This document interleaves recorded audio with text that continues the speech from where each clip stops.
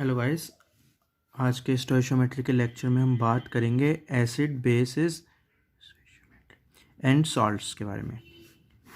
तो मतलब जनरली जब हम स्टोइशियोमेट्री के क्वेश्चन सॉल्व करते हैं तो केमिकल्स जो जनरली हम लेते हैं तो मोस्ट प्रॉब्ली बहुत सारे केसेस में एसिड्स और बेसिस केमिकल्स होते हैं। जैसे न्यूट्रलाइजेशन जो रिएक्शन होती है तो जो केमिकल्स लेते हैं हम जनरली कोई एसिड या फिर बेस लेते हैं, और सॉल्ट्स फॉर्म होते हैं जब उनका रिएक्ट करते हैं। ये हमें बेसिक रिएक्शन हमें पता है कि जब एसिड प्लस बेस रिएक्ट करता है तो वो सॉल्ट प्लस पानी H2O बनाता है। ये सबसे बेसिक रिएक्शन है केमिस्ट्री की कि acid plus base gives salt plus water. Okay, तो अब हम बात करेंगे कि एसिड जो है सिर्फ नॉर्मल एसिड नहीं होता, एसिड के थोड़े बहुत टाइप्स होते हैं। स्ट्रॉन्ग एसिड्स होते हैं, वीक एसिड्स होते हैं। एसिड जो बेस है वो स्ट्रॉन्ग बेस होता है, वीक बेस होता है। तो जब हम एसिड और बेस की रिएक्शन करवाते हैं तो क्या होता है, जब हम स्ट्रॉन्ग के साथ रिएक्शन करवाएंगे तो कैसा सॉल्ट बनेगा, स्ट्रॉन्ग की वीक के साथ रिएक्शन करवाएंगे तो कैसा सॉल्ट बनेगा। तो उन सॉल्ट्स की बात करेंगे। तो बस आज के लेक्चर में ये बताऊँ ताकि आपको बेसिकली ये जो आज के लेक्चर में बताऊँ वो डाटा बेस है आपका, कि आपको नॉलेज आपकी बढ़ जाएगी, ताकि जब आप क्वेश्चन सॉल्व करोगे तो आपको बेसिक नॉलेज आपकी क्लियर होगी कि एसिड बेस और सॉल्ट्स के किस टाइप की होती हैं, कौन कौन से होते हैं और कैसे कैसे उनकी रिएक्शंस होती हैं। तो सबसे पहले अगर हम एसिड्स की बात करते हैं, एसिड्स की अगर हम बात करते हैं तो दो टाइप के एसिड्स हो सकते हैं। अगेन जैसे मैंने आपको बताया, दो हो सकते हैं, स्ट्रॉन्ग एसिड और वीक एसिड्स। ओके, तो स्ट्रॉन्ग एसिड्स के अगर कोई मैं एग्जांपल की बात करूं आपसे तो HCl एक स्ट्रॉन्ग एसिड है। ओके, H2SO4 स्ट्रॉन्ग एसिड है, और HNO3 स्ट्रॉन्ग एसिड है। तो ये HCl, H2SO4, HNO3 ये क्या है, आपके स्ट्रॉन्ग एसिड्स हैं।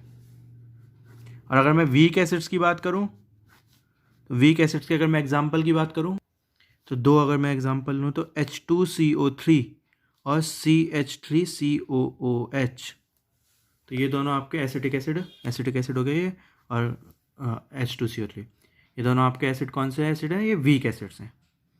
ठीक है ना, और भी हो सकते हैं थोड़े बहुत वीक एसिड। जनरली मतलब मैं एग्जांपल ले रहा हूँ, तो जैसे स्ट्रॉन्ग एसिड में एग्जांपल लिया HCl, basic hydrochloric acid, sulphuric acid और नाइट्रिक एसिड। ये तीन टाइप के एसिड्स हो गए। और इधर हम बात करते हैं तो H2CO3 और CH3COH।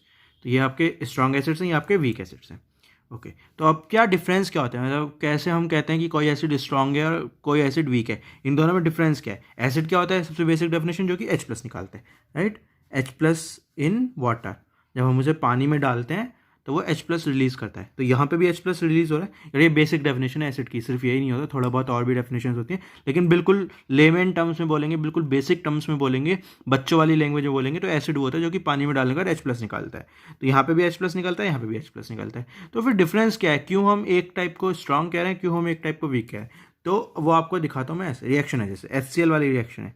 HCl को जब मैं पानी में डाल रहा हूँ तो पानी में डालने का मतलब होता है एक्वस सॉल्यूशन, AQ। ओके, जब HCl को पानी में डालो तो AQ लिख दिया यहाँ पे। तो क्या होता है, पानी में डालने के बाद वो निकालता है H+ प्लस Cl-। ये हमारी रिएक्शन है, ये हमें पता है। ये दोनों भी एक्वस होते हैं और ऑफकोर्स पानी में है मतलब, तो ये हमें पता है। तो अगर मैं टाइम t=0 पे बात करता हूँ, टाइम t=0 वाली कंडीशन पे बात करता हूँ, मैं यहाँ पे कहता हूँ इसके 100 यूनिट्स हैं, 100 यूनिट्स हैं। ओके, और इन दोनों के 0 यूनिट्स हैं। टाइम t=0 पे, समझ में आता है। टाइम t=0 पे मतलब अभी रिएक्शन स्टार्ट नहीं हुई, सिर्फ पानी में क्या पड़ा हुआ है, HCl पड़ा हुआ है, हाइड्रोक्लोरिक एसिड पड़ा हुआ है। तो 100 पार्टिकल्स हैं HCl के, यूनिट्स हैं HCl की, और इन दोनों की 0 है। टाइम t=0+ मतलब 0 सेकेंड से जस्ट हल्के से आगे, 1 सेकेंड पे भी नहीं, मिली सेकेंड्स में, समथिंग लाइक मिली सेकेंड से भी कम ही होगा। रिएक्शन क्या हो जाएगी, ये जो HCl के जो 100 पार्टिकल्स हैं वो 0 हो जाएंगे, और ये H+ और Cl- के दोनों के 100 पार्टिकल्स बन जाएंगे।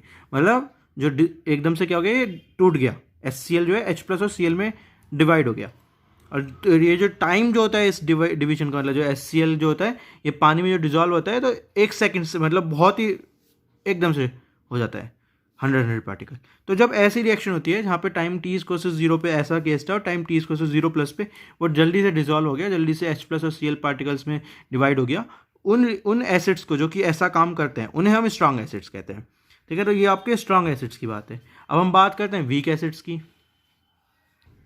आप ये भी देख सकते हो कि जो ये रिएक्शन है वो जनरली फॉरवर्ड डायरेक्शन में जा रही है, मतलब जो HCl है वो जनरली H प्लस और Cl माइनस में टूटेगा पानी में डालने का। ऐसा नहीं होगा कि H प्लस और जो Cl माइनस पानी में पड़े हुए हैं वो वापस कंबाइन होकर HCl बनाएंगे। मतलब इस रिएक्शन की जो टेंडेंसी है वो फॉरवर्ड डायरेक्शन में है ज़्यादा। अगर हम इसमें वीक एसिड में बात करते हैं, CH3COOH का एग्जाम्पल लेते हैं। CH3COOH को हमने पानी में डाला एक्वस सॉल्यूशन, तो जो मेरा जो बनता जो ये रिएक्शन होती है एक रिवर्सिबल रिएक्शन होती है, और जो मेरा बनता क्या क्या है CO minus aqueous plus H plus aqueous. यहाँ से ये H है ये निकल जाता है बेसिकली, तो CH3CO माइनस और H प्लस बनता है। तो लेकिन जो ये रिएक्शन होती है वो कैसे रिवर्सिबल रिएक्शन है, मतलब ये रिएक्शन आगे की डायरेक्शन में जाती है और पीछे की डायरेक्शन में जाती है, तो कुछ इक्विलिब्रियम अचीव करेगी कि थोड़ा सा मतलब कितना आगे जाएगी कुछ कितना पीछे जाएगी, एक बैलेंस अचीव कर लेगी। तो अगर मैं यहाँ पे भी टाइम t इसको 0 पे बात करता हूँ, मैं इसके कहता हूँ इसके 0 पार्टिकल्स हैं और इन दोनों के इसके 100 पार्टिकल्स हैं, इसके 0 पार्टिकल्स हैं। तो अब time t equals to infinity मतलब काफ़ी लंबा टाइम, लैब के टर्म्स में इन्फिनिटी ज़्यादातर क्या होता है 5-10 मिनट या फिर 15-20 मिनट, आधा घंटा के आसपास मान सकते हो, क्योंकि जो रिएक्शंस होती है ये वाली जैसे रिएक्शंस हो गई HCl वाली, ये तो लाइक मिली सेकेंड से भी कम में हो जाती है। पानी में आपने डाला वो डिजॉल्व हो गया, अलग अलग पार्टिकल्स H प्लस और Cl माइनस में टूट गया, लाइक डालते ही वो टूट जाता है। तो ऐसे इन दोनों को अगर आप कंपेयर करोगे तो इन्फिनिटीज़ के लिए तो लाइक 5-10 मिनट भी इन्फिनिटी के बराबर होगा एक तरीके से। तो time t equals to infinity की अगर हम बात करेंगे तो आप देखोगे कि जो ये रिएक्शन है इसमें अब भी CH3COH के 99 पार्टिकल्स पड़े हुए हैं और इन दोनों के 1 पार्टिकल। अभी 99 लिटरल मत लेना, ये मैं आपको एक सेंस दिखाना चाह रहा हूँ कि बहुत टाइम बाद भी आप देखोगे जो CH3COH वो पूरा डिजॉल्व नहीं हुआ, कुछ एक आध पार्टिकल 2-3 पार्टिकल उसके डिजॉल्व हुए हैं, CH3CO माइनस और H प्लस में टूटे हैं, बाकी जो पानी में CH3COOH ही पड़ा हुआ है। तो मतलब एक तरीके से एक में अचीव कर लिया कि जितने रेट से CH3COH टूट रहा है उतने रेट से ये दोनों जो CH3CO और H प्लस है वो कंबाइन होकर उल्टा CH3COH बना रहे हैं। तो ये रिएक्शन क्या है, रिवर्सिबल रिएक्शन है। और ये भी आप देख सकते हो कि जो CH3COH है उसकी टूटने की टेंडेंसी कम है, कंबाइन होने की टेंडेंसी ज़्यादा है। ये आप देख सकते हो कि इनफाइनाइट टाइम में सिर्फ ये एक या फिर 2 ही पार्टिकल इसका टूटा है। तो ये चीज़ तो आपने क्या जाना यहाँ से, आपने ये जाना कि जो वीक एसिड्स होते हैं उनकी टूटने की टेंडेंसी कम होती है, कि वो H प्लस दें वो टेंडेंसी बहुत कम होती है, बहुत टाइम बाद भी मुश्किल से 1 या फिर 2 H प्लस ही आएगा पानी में। तो अगर आप एक्सेस क्वांटिटीज़ में CH3CO माइनस और H प्लस पानी में डालोगे तो उल्टा जाने की टेंडेंसी बल्कि ज़्यादा होगी, कि अगर आप ज़्यादा ये क्वांटिटी कर दोगे CH3CO माइनस और H प्लस की तो जल्दी से कंबाइन होकर CH3COH बना लेंगे। ओके, और फिर मतलब ऐसे इक्विलिब्रियम अचीव होगा। तो ये केस है एक तरीके से, ये वीक एसिड का केस है। तो अब समझा क्या हुआ यहाँ पे, स्ट्रॉन्ग एसिड में जल्दी से टूट जाते हैं पानी में डलते ही, H प्लस देंगे, टेंडेंसी आगे चलने की होती है बस। वीक एसिड्स में टेंडेंसी रिवर्सिबल रिएक्शन होती है, जनरली पीछे चलने की टेंडेंसी होती है, और बहुत ही रेयर मतलब बहुत ही कम क्वांटिटी में ये आपको टूट के मिलेंगे, इक्विलिब्रियम जल्दी से अचीव कर जाएंगे। तो ये वीक एसिड, स्ट्रॉन्ग एसिड और वीक एसिड्स की बात हो गई। सेम अगर हम बात करते हैं बेस में जल्दी से, अब ये तो सिंपल सेम ही कट कॉपी पेस्ट है एक तरीके से।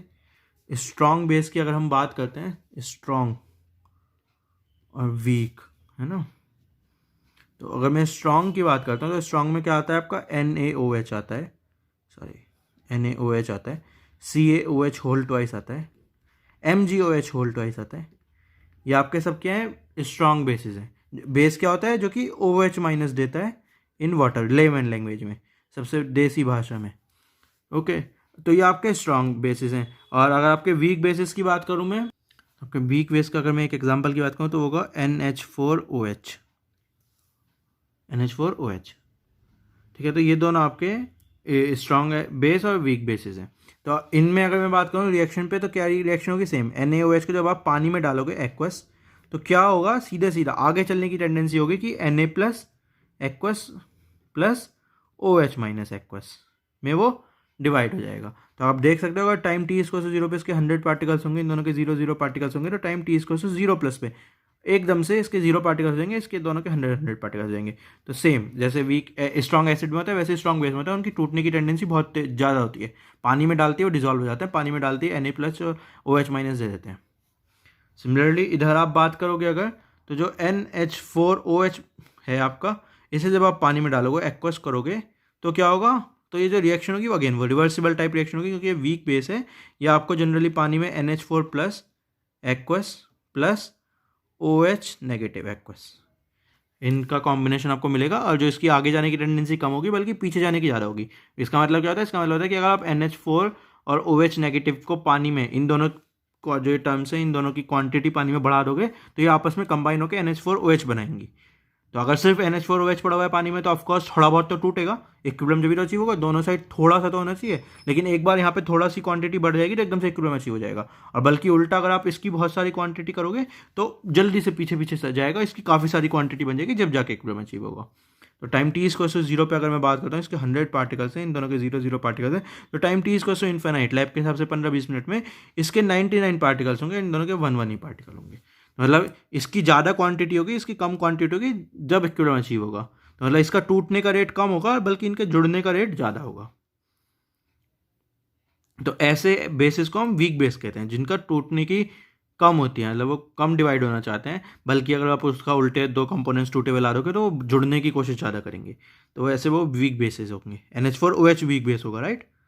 तो ये मत कहने लगा जुड़ने की ज़्यादा करोगे तो NH4+ वीक बेस होगा, नहीं, उल्टा नहीं, मेन बात हम कर रहे हैं NH4OH की। तो NH4OH की टूटने की क्वांटिटी, टूटने की टेंडेंसी ज़्यादा कम है तो वो वीक बेस है।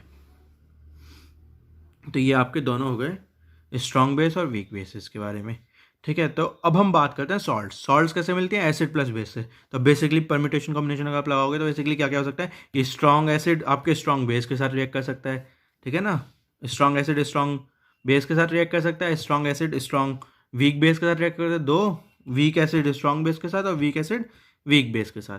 तो 4 टाइप की रिएक्शंस हो सकते हैं, 4 टाइप के सॉल्ट्स आपके बन सकते हैं। तब हम वो देखेंगे कौन कौन से आपके सॉल्ट्स बनेंगे। तो सबसे पहला तो सिंपल पहले अगर हम सॉल्ट्स की बात करते हैं, सबसे पहले हम करते हैं strong acid plus strong base. Short में लिख देता हूँ, स्ट्रॉन्ग एसिड और स्ट्रॉन्ग बेस की हम रिएक्शन करवाते हैं। तो HCl प्लस NaOH दोनों को हमने पानी में डाल रखा है तो एक्वस है। तो क्या मिलेगा आपको, तो ये जो रिएक्शन है स्ट्रॉन्ग एसिड की रिएक्शन है, तो स्ट्रॉन्ग एसिड पानी में डालते क्या होगा, H+ और Cl नेगेटिव में टूट जाएगी। NaOH क्या होगा, Na+ और OH नेगेटिव में टूट जाएगी। तो जो Na और Cl है वो तो आपस में कंबाइन हो जाएंगे, NaCl वाली सॉल्ट बना लेंगे, एक्वस है, डिजॉल्व सॉल्ट है मतलब, प्लस H2O बन जाएगा। जो H+ है और जो OH- है वो आपस में कंबाइन हो जाएंगे, H2O बन जाएगा, बेसिकली लिक्विड है। तो ये आपका क्या केस हुआ, ये आपका केस हुआ जब आप स्ट्रॉन्ग एसिड और स्ट्रॉन्ग बेस को रिएक्ट करवा सकते हो। तो जो सॉल्ट बनी है ये सॉल्ट होती है न्यूट्रल सॉल्ट। न्यूट्रल क्यों, क्योंकि जो स्ट्रॉन्ग बेस है और जो स्ट्रॉन्ग एसिड है उन दोनों ने आपस में एक दूसरे को काट दिया, तो ना एसिडिक फ्लेवर रहा ना बेसिक फ्लेवर रहा, ये न्यूट्रल सॉल्ट होती है। ये वाली सॉल्ट को आप कहीं पे डालोगे तो पानी में पानी का pH बढ़ेगा घटेगा नहीं। अगर आप NaCl को पानी में डिसॉल्व करोगे तो ना पानी एसिडिक होगा ना पानी बेसिक होगा। तो इस सॉल्ट को हम न्यूट्रल सॉल्ट कहते हैं, जिसमें ना एसिडिक फ्लेवर होता है ना बेसिक फ्लेवर होता है, क्योंकि जो वो बनी होती है वो ऐसे एसिड और बेस से बनी होती है जो कि आपस में एक दूसरे को काट सकते हो। तो दोनों स्ट्रॉन्ग है, तो इन दोनों ने आपस में एक दूसरे को एसिडिक और बेसिक फ्लेवर काट दिया, तो तब आपकी NaCl वाली सॉल्ट बनी। ओके, अब इस रिएक्शन को ऐसे इसलिए उल्टा भी देख सकते हो कि अगर आपके पास NaCl एक सॉल्ट होती है, एक्वस सॉल्यूशन, और प्लस पानी भी है, चलो H2O लिक्विड, तो जब आप इन्हें अगर ये रिएक्शन क्या करती है, NaCl को आप पानी में डिजॉल्व करोगे तो आपके पास क्या क्या मिलेगा, आपको Na+ मिलेगा, प्लस Cl नेगेटिव मिलेगा, प्लस पानी का पानी रहेगा। पानी को आप H+ और OH नेगेटिव में भी लिख सकते हो, लेकिन पानी का बेसिकली पानी रहेगा। तो आप देख सकते हो यहाँ पे कोई भी क्या है, मतलब कुछ जब डिजॉल्व हुआ बेसिकली पानी में तो क्या नहीं हुआ, ना एसिडिक फ्लेवर आया ना बेसिक फ्लेवर आया, मतलब ना कोई एक्स्ट्रा H+ आया ना कोई एक्स्ट्रा OH नेगेटिव आया। ये सोचो जब भी एक H+ और एक OH नेगेटिव आएगा उन्हें आप कंबाइन करके पानी बना सकते हो, न्यूट्रल हो जाता है। तो अगर एक एक्स्ट्रा H+ आता है तो एसिडिक हो जाता है, एक एक्स्ट्रा OH- आता है तो बेसिक हो जाता है। तो आप देख सकते हो NaCl को आपने पानी में डाला तो Na और Cl में टूटा और पानी का पानी रहा, बेसिकली H2O। अगर तोड़ोगे भी तो इसे आप अगर डिवाइड करना भी चाहते हो तो इसे ऐसे लिख सकते हो, H+ OH नेगेटिव, लेकिन बेसिकली दोनों का एक एक मोल है या फिर एक एक पार्टिकल है या फिर एक एक क्वांटिटी है, तो कुछ फर्क नहीं पड़ा, राइट। पानी न्यूट्रल रहा। H+ और OH नेगेटिव अगर एक एक है तो आप उसे H2O के टर्म्स में लिख सकते हो। तो क्योंकि जो ये Na+ है ये OH नेगेटिव के साथ कंबाइन नहीं होगा। ये क्यों हो रहा है, H+ और जो OH नेगेटिव है वो सिर्फ पानी में ही क्यों मिल रहे हैं, उल्टा आप ये भी रख सकते हो कि सर ये OH को मैं Na+ के साथ मिला दूं तो H+ रह जाएगा, पानी एसिडिक बन जाएगा। नहीं, क्योंकि आपको पता है कि Na+ और OH नेगेटिव की जो मतलब वो मिल नहीं सकते, क्योंकि जो NaOH है वो स्ट्रॉन्ग बेस है, वो हमेशा आगे की साइड चलता है, पीछे की साइड चलने की इसकी जो टेंडेंसी है वो कम होती है या फिर ना नहीं होती है। तो Na+ और OH नेगेटिव मिलके NaOH नहीं बनाएंगे, क्योंकि वो स्ट्रॉन्ग बेस है, उसकी सिर्फ आगे की टेंडेंसी होती है। सिमिलरली H+ और Cl नेगेटिव आपस में रिएक्ट नहीं करेंगे, उल्टा नहीं चलेंगे कि HCl बना दे, ऐसे ही रहेंगे पानी में। तो सिर्फ जो आपस में कंबाइन कर सकते हैं वो H प्लस और OH नेगेटिव ही कंबाइन कर सकते हैं और H2O बना सकते हैं, बाकी यहाँ पे और कोई कॉम्बिनेशन नहीं हो सकता। तो बेसिकली इस H प्लस के पास चॉइस है, या तो वो Cl के पास चला जाए या फिर H2O के पास चला जाए। लेकिन Cl के पास गया तो Cl ने लात मार के भाग दिया, कह दिया मैं तो तुझसे अलग होकर आया हूँ, वापस नहीं जुड़ूंगा, तो वो बेचारा H2O बना रहा है OH के साथ मिल गया। ऐसे ही OH नेगेटिव के पास चॉइस थी कि वो Na प्लस के पास जा सकता था, लेकिन Na ने मना कर दिया कि नहीं भाई मैं तो सीधा ही टूटता ही हूँ, मिलता नहीं हूँ, तो OH नेगेटिव भी अकेला पड़ा रहा। तो ये H प्लस और OH नेगेटिव जो अकेले पड़े हुए हैं, ये दोनों आपस में मिलकर पानी बना सकते हैं। तो ये मतलब ये इनका इक्विलिब्रियम यहाँ पे चल रहा है कि ये टूटे हुए भी हैं फिर मिले हुए भी हैं, कुछ भी कर लो मतलब बेसिकली। तो ये आपका स्ट्रॉन्ग एसिड और स्ट्रॉन्ग बेस वाली सॉल्ट है NaCl। इस सॉल्ट को हम न्यूट्रल सॉल्ट कहते हैं। दूसरी सॉल्ट की बात करते हैं, दूसरी टाइप की सॉल्ट की बात करते हैं जो कि हमारी strong acid plus weak base के साथ मिलकर बनी हो। Strong acid plus weak base. Strong acid में मैं क्या लेता हूँ, स्ट्रॉन्ग एसिड में हम लेते हैं HCl लेते हैं, प्लस वीक बेस में हम लेते हैं NH4OH। दोनों का एक्वस सॉल्यूशन है, दोनों का एक्वस सॉल्यूशन है। इन दोनों को हमने कंबाइन किया तो जो रिएक्शन हमारी बनी वो क्या बनेगी, आपकी एक सॉल्ट बनेगी NH4Cl सॉल्ट एक्वस सॉल्यूशन में, प्लस आपका H2O। ऐसा नॉर्मल जो हमारी एसिड प्लस बेस वाली रिएक्शन होती है वो ये बनती है, राइट, वो ये बनती है एक्वस सॉल्यूशन। अब मैं कह रहा हूँ कि जो ये इन दोनों का कॉम्बिनेशन है, जो NH4Cl एक्वस प्लस H2O का कॉम्बिनेशन है, वो एसिडिक है नेचर में। अब आपको कहे सर क्यों एसिडिक है, यहाँ पे तो कोई H प्लस मुझे नहीं दिख रहा, कोई OH नेगेटिव मुझे नहीं दिख रहा, तो एसिडिक क्यों कह रहे हो आप, या फिर बेसिक क्यों कह रहे हो, तो न्यूट्रल होनी चाहिए भी। तो मैं आपको दिखाऊंगा क्यों है। तो आप अगर आप इसको ध्यान से देखोगे, NH4Cl aqueous plus H2O aqueous sorry liquid को आप ध्यान से देखोगे तो आपको ये रिएक्शन है। तो आप क्या करोगे, NH4Cl बेसिकली सॉल्ट है, पानी में जब भी किसी सॉल्ट को डिजोल्व करते हैं तो वो आपस के कंपोनेंट्स में टूटती है। तो NH4Cl is not NH4Cl but NH4 plus Cl negative, इन दोनों के आयंस के कॉम्बिनेशन से NH4Cl बना हुआ है। तो पानी में जब हम इसे डिजोल्व करेंगे तो इन दोनों के आयंस मिलेंगे आपको पानी में, plus H2O is not H2O plus H plus OH negative. जो पानी है वो इस इक्विलिब्रियम में रहता है कि वो H प्लस और OH नेगेटिव के में टूट सकता है, तो ये इक्विलिब्रियम रहता है। तो NH4Cl प्लस H2O का जो ये बना है हमारा सॉल्ट प्लस वाटर, इसका अगर आप ध्यान से देखोगे तो पानी में ये 4 आयन्स आपको मिलेंगे कि NH4Cl NH4 प्लस का आयन है, Cl नेगेटिव का आयन है, H प्लस का आयन है और OH नेगेटिव का आयन है। अब ये H प्लस इस OH Cl के पास 2 ऑप्शन है, या तो वो Cl के पास जा सकता है फिर OH के पास जा सकता है जुड़ने के लिए। Cl के पास जाएगा तो अगेन Cl लात मार के भागेगा कि नहीं मैं तो HCl नहीं बनाऊंगा, क्योंकि जो H प्लस और Cl है वो मिलकर HCl नहीं बना सकते, क्योंकि रिएक्शन क्या होती है हमेशा HCl से वो टूटते हैं, वापस कंबाइन नहीं होते। तो कॉम्बिनेशन की रिएक्शन जो कॉम्बिनेशन की टेंडेंसी जो है वो ना के बराबर होती है, नहीं होती। तो ये हमेशा H प्लस और Cl तो अलग ही रहने वाला है। तो H प्लस के पास एक ही ऑप्शन है, वो पानी OH के साथ मिलकर बस पानी बना सकता है। अब इस OH की बात करेंगे, OH नेगेटिव की, तो ये OH नेगेटिव कहाँ जाएगा, NH4 के पास भी जा सकता है, H प्लस के पास भी जा सकता है। तो अब आप देखोगे यहाँ पे फ़र्क पड़ गया। जब तक यहाँ पे ऊपर था Na जैसे, तो जब ये OH Na के पास गया था तो Na ने लात मार के भगा दिया था, कह दिया था कि NaOH मैं नहीं बनाऊंगा, NaOH तो टूटता है हमेशा, बनता नहीं है। यहाँ पे ऐसा नहीं होगा। यहाँ पे जो NH4 ये वाला आपका है, NH4 प्लस और OH नेगेटिव जो है ये आपस में मिल जाएंगे। क्यों मिल जाएंगे, क्योंकि ये एक इक्विलिब्रियम रिएक्शन बनाते हैं इसके साथ, NH4OH एक्वस के साथ, NH4OH, राइट। NH4OH क्या है आपका, बेसिकली एक वीक बेस है। तो जो NH4 प्लस है और जो OH नेगेटिव है, इनकी मिलने की टेंडेंसी बहुत ज़्यादा है, NH4OH की टूटने की टेंडेंसी बहुत कम है। तो जब ये पानी में पड़े होंगे ये 4 आयंस, तो H प्लस तो Cl के साथ जाएगा नहीं, लेकिन NH4OH के साथ चला जाएगा। तो जो ये रिएक्शन है, ये रिएक्शन बेसिकली NH4Cl और जब आप पानी में डिजोल्व करोगे तो आपका NH4OH ज़्यादा है बनने की टेंडेंसी होगी, एक्वस NH4OH बन जाएगा, राइट, प्लस H प्लस पड़ा रहेगा ऐसी, प्लस Cl नेगेटिव ऐसी पड़ा रहेगा।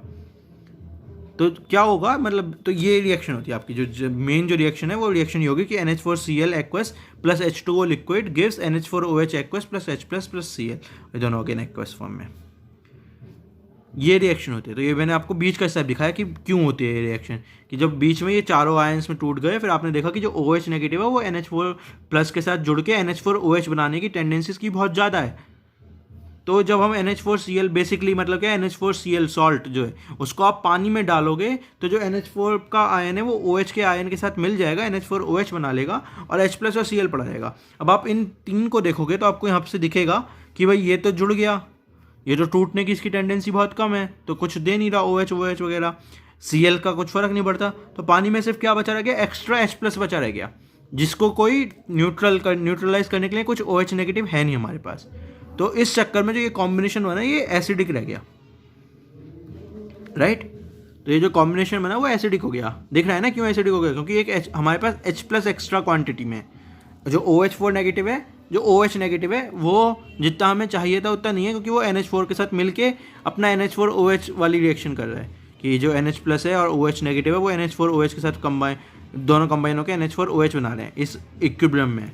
तो NH4OH मतलब जनरली NH4OH के जो OH नेगेटिव है जनरली NH4 के साथ कंबाइन रहेगा, टूटने की इसकी टेंडेंसी बहुत कम रहेगी। तो ना के बराबर OH नेगेटिव की भी होगी पानी में, लेकिन वो क्योंकि H प्लस बहुत ज़्यादा होगा तो उसे न्यूट्रलाइज करेगा तो सिर्फ H प्लस रह जाएगा पानी में एक तरीके से।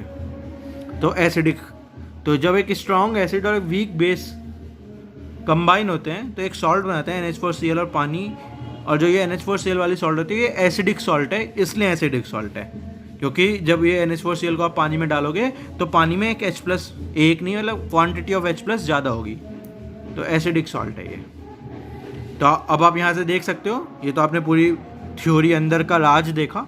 फाइनली याद कैसे रखोगे भाई, स्ट्रॉन्ग एसिड है और वीक बेस है, तो जो स्ट्रॉन्ग एसिड है ऑफकोर्स एसिडिक नेचर ज़्यादा रहेगा, इसका एसिडिक फ्लेवर ज़्यादा है, बेस का फ्लेवर कम है, वीक है क्योंकि, तो जब दोनों का कॉम्बिनेशन होगा तो एसिडिक फ्लेवर ज़्यादा आएगा ना, तो एसिड है। ठीक है, अब तीसरा वाला भी जल्दी से कंप्लीट कर लेते हैं, सेम है, वीक बेस प्लस उल्टा करते हैं, weak acid plus strong base. तो वीक एसिड आपका क्या है CH3COOH, स्ट्रॉन्ग बेस क्या है आपका NaOH। तो ये दोनों आपको मिलकर क्या बनाएंगे CH3COONA सॉल्ट प्लस पानी H2O। तो जब आप इन दोनों के कॉम्बिनेशन को देखोगे CH3COONA वाले प्लस H2O कि आप इसको देखोगे तो आपको क्या दिखेगा कि ये रिएक्शन होगी आपके CH3COOH plus Na plus plus OH negative. मैं बीच का स्टेप खा गया हूँ बेसिकली। CH3CO और Na क्या देंगे, 2 देंगे, CH3CO और Na देंगे, H2O क्या देंगे, 2 देंगे, H प्लस और OH नेगेटिव देंगे। तो CH3CO और Na आपको क्या देंगे, CH3CO नेगेटिव और Na पॉजिटिव। H2O से क्या मिलेगा, H प्लस और OH नेगेटिव। तो जो CH3CO नेगेटिव होगा, जो H प्लस पॉजिटिव होगा, वो दोनों आपस में कंबाइन कर जाएंगे, CH3COH बना देंगे एसिटिक एसिड आपका, क्योंकि इसकी जो एसिडिक एसिड की बनने की टेंडेंसी ज़्यादा होती है, टूटने की कम होती है, क्योंकि ये वीक एसिड है। और जो पानी में क्या बचेगा फिर, Na प्लस और OH नेगेटिव, ये दोनों कंबाइन नहीं होंगे क्योंकि इनकी कॉम्बिनेशन की टेंडेंसी, जुड़ने की टेंडेंसी कम होती है। तो ये पानी में सिर्फ ये 3 चीज़ बचेंगी। तो आप देख सकते हो पानी में एक OH नेगेटिव एक्स्ट्रा बच गया, या फिर OH नेगेटिव की क्वांटिटी एक्स्ट्रा हो गई। तो जो ये इसकी वजह से जो पानी है वो बेसिक हो जाएगा, राइट। तो जब इस वीक एसिड और स्ट्रॉन्ग बेस मिलते हैं तो ऑफकोर्स कॉमन सेंस क्या होता है, एसिडिक फ्लेवर कम है, बेसिक फ्लेवर ज़्यादा है, तो बेसिक सॉल्ट बनेगा। तो जो CH3CONA वाला सॉल्ट है, ये सॉल्ट है आपका बेसिकली यहाँ पे, ये बेसिक सॉल्ट है। तो आपने तीनों कॉम्बिनेशन पढ़ लिए, राइट। अब सबसे लास्ट एक होता है non soluble salts, non soluble. तो ये सारी जो हमने लास्ट में सॉल्ट्स पढ़ी, ये सारी सॉल्ट्स क्या थी, जो कि पानी में घुलते ही डिजॉल्व हो जाती हैं। ये भी तो इंपॉर्टेंट पॉइंट है, अगर पानी में घुल के सॉल्ट डिजॉल्व भी नहीं होगी तो आयंस में तो बात की बात होती है ना। पहले तो क्या होता है, सॉल्ट सॉलिड होती है ऑफकोर्स, आप उसे पानी में डालते हो वो एक्वस बनती है, उसके बाद वो फिर टूटती है, ठीक है ना। तो यहाँ पे हम बात करते हैं नॉन सॉल्युबल सॉल्ट्स की। तो नॉन सॉल्युबल सॉल्ट्स क्या होती हैं, मैं आपको एग्जांपल देता हूँ। बेरियम की salts BaSO4 BaCl2, okay sorry, ये नॉन सॉल्युबल नहीं कह सकते, इसे कहेंगे स्पेरिंगली सॉल्युबल, स्पेरिंग सॉल्युबल, मतलब थोड़ी सी तो डिजॉल्व होती है ऑफकोर्स, मतलब जो इसकी डिजॉल्व होने की टेंडेंसी होती है वो बहुत कम होती है। तो नॉन सॉल्युबल तो मतलब बिल्कुल भी नहीं होती, तो फिर फायदा ही है। तो पानी में डालेंगे डिजॉल्व तो होती है, लेकिन ना के बराबर डिजॉल्व होती है। तो BaSO4 BaCl2 BaCO3 ये सारी बेरियम की सॉल्ट्स हैं, sulphate salts, chloride salts, carbonate salts, barium की सॉल्ट्स। सिमिलरली चांदी Ag, इसकी सॉल्ट्स हो गई AgCl, AgBr Ag2CrO4, ये क्या हो गई, चांदी की सॉल्ट। सो बेरियम और चांदी की जो सॉल्ट्स होती हैं वो स्पेरिंगली सॉल्युबल होते हैं, ना के बराबर। एक्सेप्शन क्यों इंपॉर्टेंट होता है केमिस्ट्री में, क्योंकि ना के बराबर एक्सेप्शन होते हैं। जो एक्सेप्शन होते हैं ना याद रखना होता है। AgNO3 हाईली सॉल्युबल है। तो आपको कैसे याद रखना है, आपको याद रखना कि बेरियम और जो Ag चांदी की जो सॉल्ट्स होती हैं वो जनरली सॉल्युबल होती हैं, बस किसे छोड़ के, AgNO3 को छोड़ के। जो AgNO3 होती है वो हाईली सॉल्युबल होती है। तो ये तो बेरिंग, अगर आप बात करें तो क्या मतलब है इसका कि बेरिंगली सॉल्युबल आपको अगर रिएक्शन में दिखाना चाहो तो कैसे दिखाओगे कि BaSO4 कैसे है, सॉलिड फॉर्म में होता है। सबसे पहले है ना, सॉल्ट कैसे होते हैं, आपको जो केमिस्ट्री की लैब में अगर आप देखोगे जो सॉल्ट होती है वो जनरली आपको है ना सॉल्ट फॉर्म में होता है, क्रिस्टल फॉर्म में होती है। आपको चम्मच में लेनी पड़ती है, लाइक स्पैचुला में लेनी पड़ती है, चम्मच नहीं कहेंगे, स्पैचुला में लेनी पड़ती हैं। तो सॉलिड फॉर्म में होती हैं वो। आप इसे पानी में डालते हो तो बनता है आपका BaSO4 एक्वस, एंड देन फिर बनता है आपके Ba aqueous plus SO4 negative aqueous, Ba2+ sorry, और SO4 ये।